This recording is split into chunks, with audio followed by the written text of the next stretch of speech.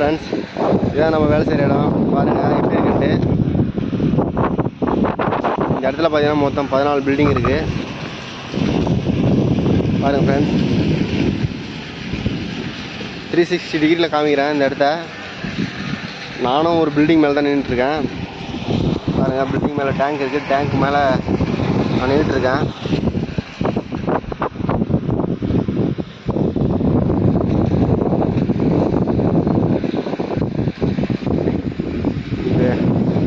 இந்த பிளேஸ் உங்களுக்கு பிடிச்சிருந்தா லைக் பண்ணுங்கள் ஃப்ரெண்ட்ஸ், ஷேர் பண்ணுங்கள், மறக்காமல் சப்ஸ்கிரைப் பண்ணுங்கள்.